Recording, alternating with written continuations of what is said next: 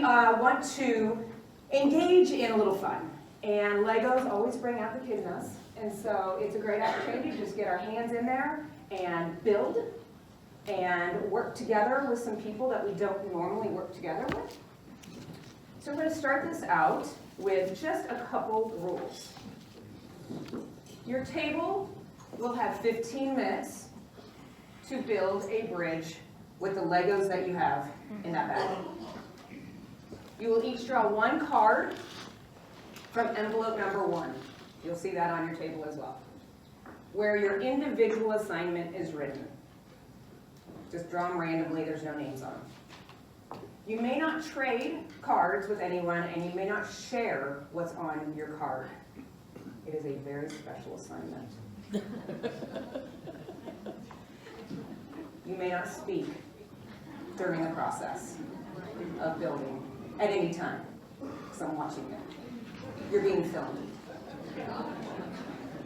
And you must continue building until the time is up, even if you think your bridge is complete, but 15 minutes has not passed, you need to continue to build. Are there any questions about the instructions? Can we speak before we start building? You may not speak during the process. Well, we can speak Time before. starts now.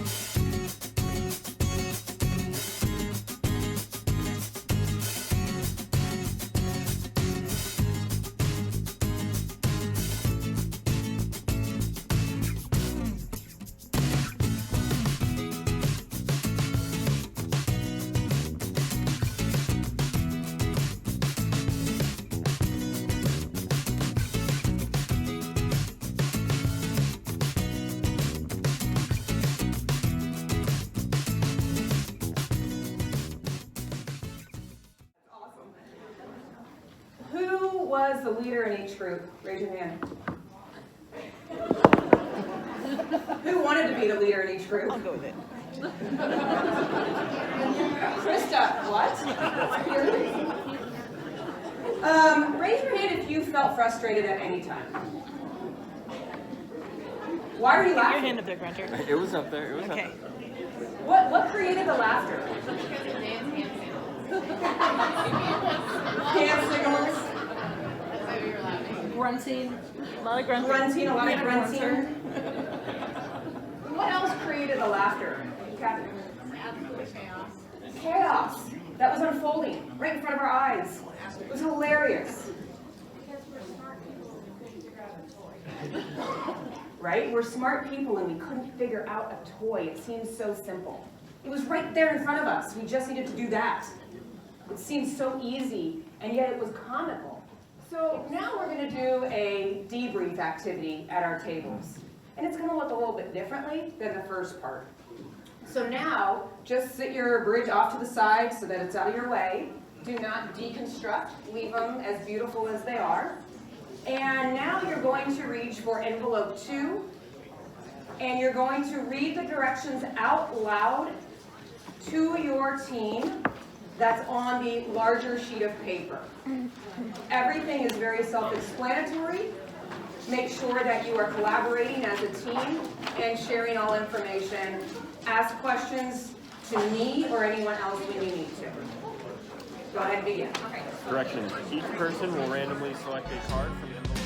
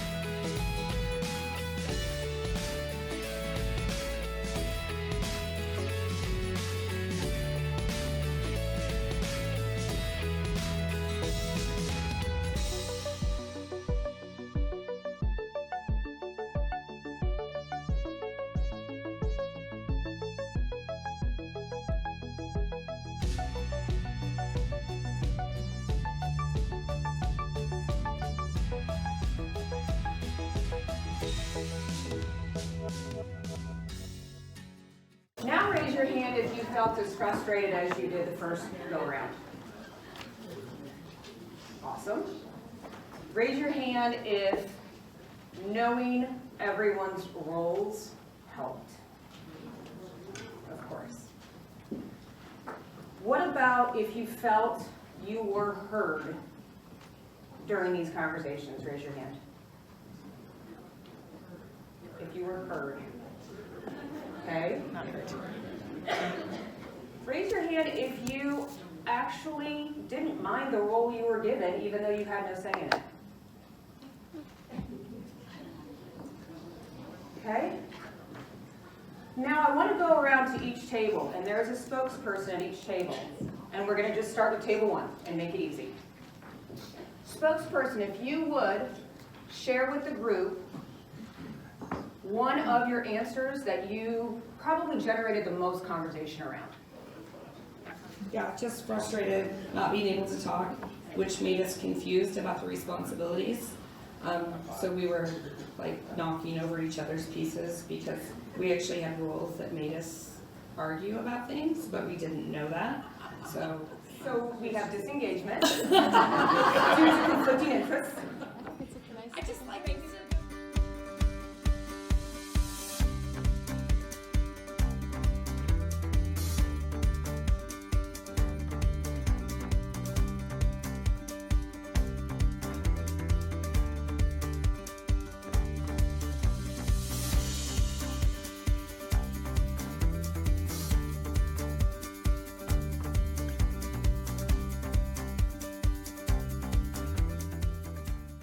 The next thing is thinking beyond this. And so I want to share a Google study that some of you may be familiar with. They conducted this about 5 or 6 years ago around what makes a high-performing team. And they studied over 200 teams, looked at over 250 attributes of teams, and what makes a team high-performing? What makes it excellent? At first, Google execs were thinking to themselves, well, this is easy. You put in certain people into an algorithm of sorts and throw in an MBA, throw in an engineer, throw in an astronaut for crying out loud, and maybe even a unicorn, right? And easy, we have a winning team. There's no doubt in our minds that this is the secret ingredient recipe to high-performing teams. Seems easy. No, that was not at all what they found. They actually did not find any traits that were dominant when you put one trait in with another trait in with another trait. It didn't show any pattern of success. What they did find, though, were 5 distinct conditions. Shout out what you think one might be. 5 conditions, and if these conditions exist in this environment, the team can perform at an excellent level. Trust, Clarity. clarity, Communication. communication, Objective. objectives, Teamwork. teamwork, Fun. Resources. resources. Good one. Okay, these are all going to fall under these 5 categories. The first one being impact. And impact means that the group really believes that their work matters and it's purposeful, and that what they're doing has an impact on the greater good. Number 4 is, Number 4 is meaning. The work actually has a personal significance to each member of the group. If you don't feel like your work has meaning, you're likely to disengage. Right, Crystal? Number 3, structure and clarity. That came through loud and clear during this activity. If we don't provide really clear structure and a framework in which we can trust others to be creative, ask the right questions, have good, thoughtful conversations, the team is likely to not perform as high as it could. The clarity around instructions and roles and how we deliver messages is critical. If you think about even completing these sheets in activity number 2, about 26 tables, 25 or 26 tables, wrote their answers directly on the worksheet. Raise your hand if you wrote them on the little cards that I put around the tables. Just those guys. Because there wasn't a clear assignment as what to do around where to write the directions. They interpreted it and they thought to themselves, you put these cards on the table, I thought that's what it was for. So even that can lend itself to confusion. I wasn't sure, I didn't know. And so when we think about our everyday communications with our teams and with other departments and with the field and with our franchise owners, when we miss a key ingredient or we make assumptions, we're missing opportunities. Number 2 is dependability. Team members get things done and they meet expectations. So when you do set forth these clear structures and build the framework, and you have clarity around it, and you know what your expectations are, it builds that trust when you can be dependable. And when somebody knows they can go to you, and you'll get it done exactly the way it's expected, that builds teamwork. And then people want to work even harder next time and raise the bar. Who can guess what the number 1 condition is? What is it?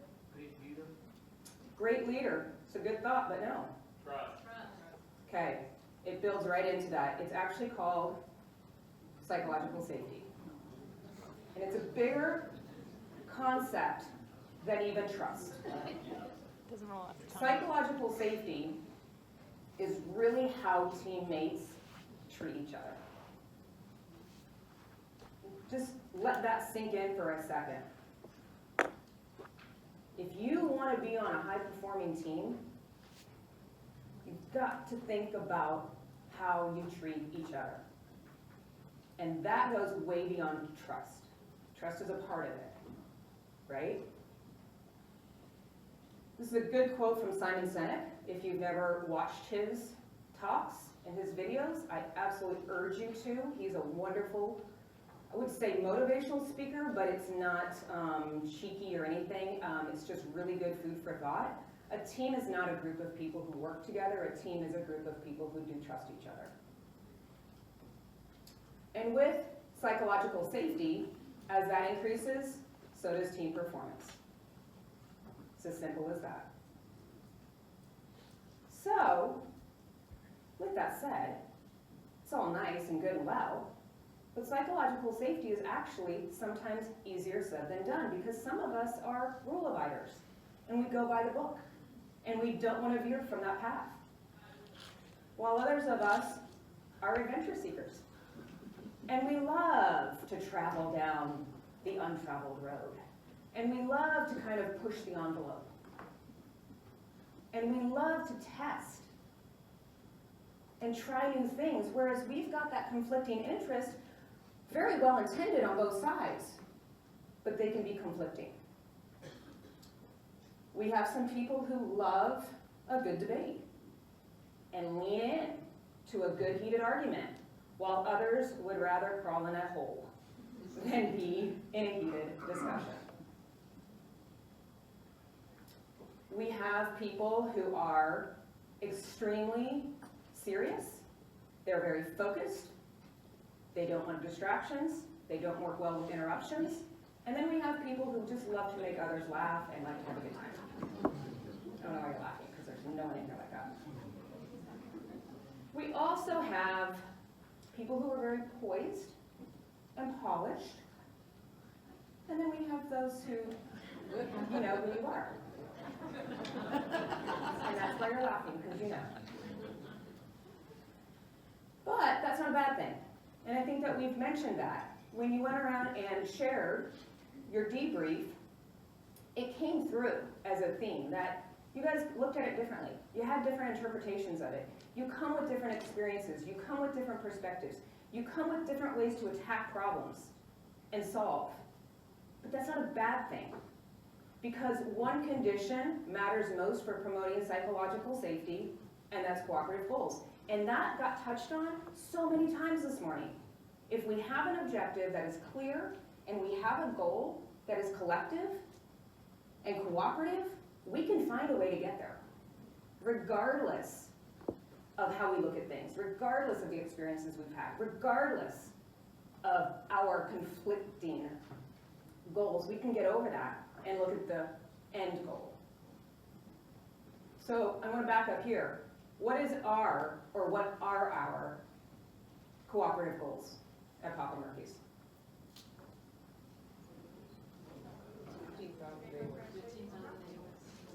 Okay, say that again. Okay, so that's definitely an end result of our goals, is to help franchise become profitable. What are our company? I heard it over here. 15,000 AWIS. What else?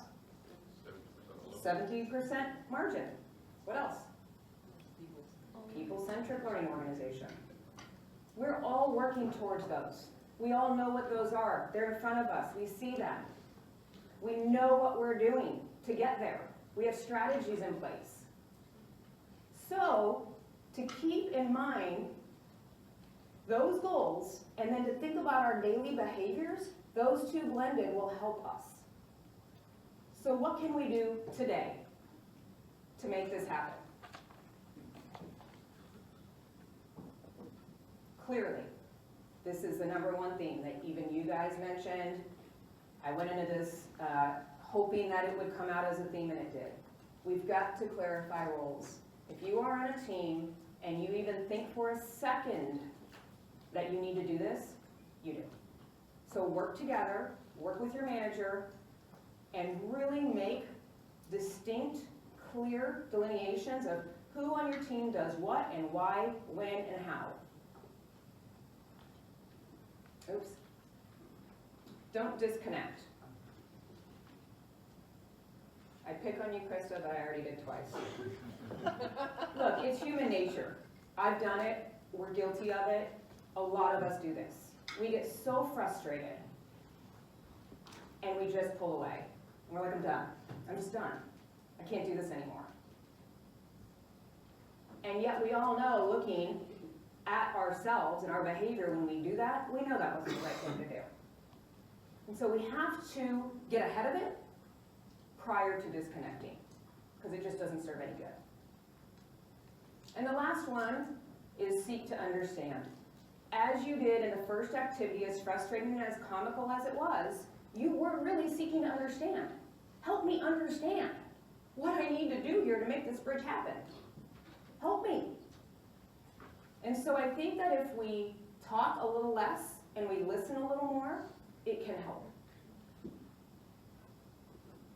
So now what I would love for you to do is the small sheets that I handed out as I was walking around, take a pen and write down one thing that you will do differently this year that will positively help drive the company forward. And I think was an amazing opportunity to get to talk about teamwork and talk about the things that make a team perform at a high level. And I think, again, we already have that in so many ways. I feel so fortunate to work with this team. And it is a collective effort every day to do what we do. And this place is really amazing. It really is. And so, with that said, the last slide is, in the words of the Lego movie, everything is awesome. Everything really is awesome. Yes. So we can't forget that even though we will always have bumps in the road and we will always have the tough days, the one thing that really does matter is that everything is awesome.